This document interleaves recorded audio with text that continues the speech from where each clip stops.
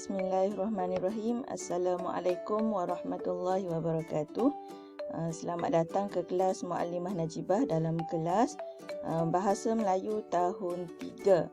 InsyaAllah hari ini kita akan fokus pada aspek tata bahasa iaitu kata sendi nama.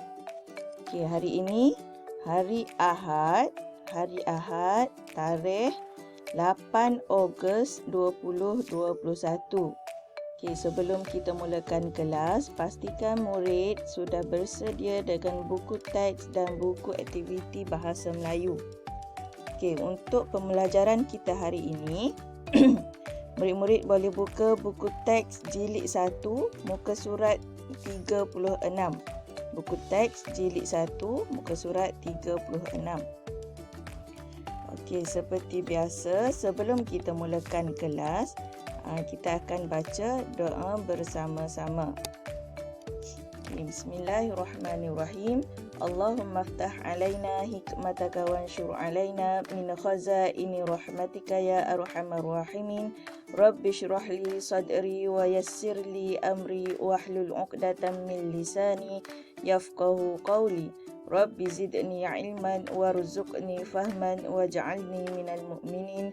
Innahu min Sulaiman wa innahu bismillahirrahmanirrahim. Inni ra'aitu ahada asyara kawkaban wasyamsa wal qamar ra'aituhum li sajidin. Amin ya rabbal alamin. Untuk hari ini, objektif kita pada hari ini ialah berkenaan dengan aspek tata bahasa, iaitu murid dapat memahami penggunaan kata sendi nama. Untuk tahu apakah yang dimaksudkan dengan kata sendi nama, kita akan tengok bersama-sama slide yang seterusnya. Pastikan murid sudah bersedia dengan buku teks muka surat 36. Bersedia dengan buku teks muka surat 36. Kita tengok apakah yang dimaksudkan dengan kata sendi nama. Awak tengok pada buku teks dekat info bahasa di bawah tu, Muallimah besarkan, letak dalam slide ni, Muallimah besarkan. Info bahasa, kata sendi nama ialah kata yang digunakan untuk menyambungkan frasa nama dengan kata atau frasa-frasa dalam ayat. Kata sendi nama ni fungsi dia adalah untuk menyambungkan. Fungsi kata sendi nama ni ialah untuk menyambungkan frasa nama, dengan kata ataupun frasa dalam ayat. Kita tengok ni antara contoh yang dia bagi. Contoh kata sendi nama yang diberi ialah daripada, ke. Kita tengok dah satu persatu. Contoh kata sendi nama dari. Dari ni digunakan di hadapan frasa nama yang menunjukkan tempat, arah atau waktu. Tempat, arah ataupun waktu. Ingat dah, dari ni digunakan khusus untuk tempat, arah atau waktu sahaja. Kita tengok pula yang kedua. Yang ni yang pertama. Yang kedua, kita tengok yang kedua, kata sendi nama daripada. Daripada ni digunakan di hadapan frasa nama juga. Di hadapan frasa nama yang menyatakan punca bagi manusia, binatang, benda dan untuk perbandingan. Daripada ni digunakan untuk manusia, binatang, benda dan juga untuk kita menyatakan perbandingan. Perbandingan bila kita nak bandingkan sesuatu tu dengan sesuatu yang lain, maka kita akan kita boleh guna daripada, kata sendi nama daripada. Yang ketiga kata sendi nama ke. digunakan di hadapan frasa nama yang menunjukkan tempat, arah tuju ataupun waktu. Okey, tempat, arah tuju ataupun waktu. Okey, ni ke ni digunakan frasa nama juga, di hadapan frasa nama juga. Tapi ia menunjukkan kita guna pada tempat, arah tuju atau waktu sahaja. Okey, kita tengok contoh. Okey, kita tengok contoh kata sendi nama dari. Kata sendi nama dari. Okey, contoh ayat yang pertama. Okey, saya berasal dari Tumpat. Okey, dari ni digunakan untuk tempat, arah atau waktu. Okey, jadi betul lah ni. Tumpat ni adalah tempat. Tumpat ni nama tempat. Okey, jadi dia kategori tempat. Saya berasal dari Tumpat. Okey. Kebiasaannya ni adalah biasa yang kita buat kesilapan. Ramai yang guna daripada. Ramai yang buat ayat saya berasal daripada Tumpat. Okey. Sebenarnya tu adalah salah. Yang betulnya ialah saya berasal dari Tumpat. Sebabnya dari ni digunakan untuk tempat atau arah ataupun waktu sahaja. Kalau daripada ni dia berpunca daripada manusia, binatang, benda ataupun untuk perbandingan. Okey. Seterusnya ayat yang kedua. Kelibat Aisyah masih belum nampak dari pagi tadi. Okey, ni dari tadi kan. Okey, dari. Okey, dari pagi tadi. Pagi ni menunjukkan masa.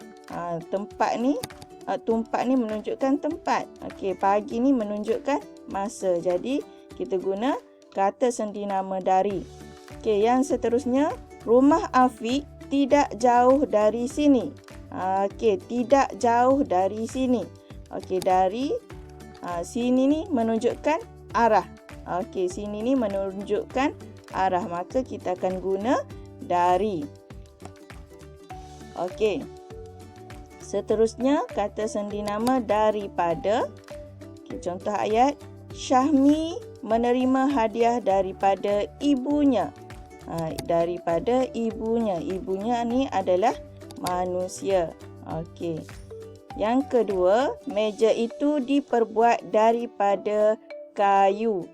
Okey, daripada kayu. Kayu ni merupakan benda.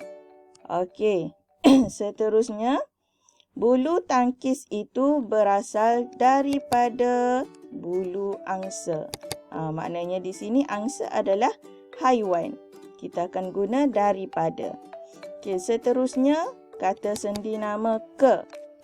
Ibu pergi ke pasar. Pasar merupakan tempat ataupun arah tuju. Yang kedua, Amar membaca buku sehingga ke petang.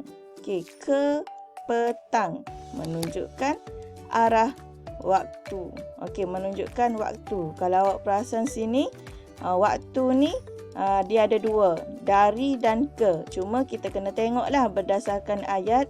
Ayat tu sesuai guna dari ke sesuai untuk kita guna ke. Okey, kita akan tengok berdasarkan ayat. Okey, seterusnya masih lagi dalam muka surat yang sama.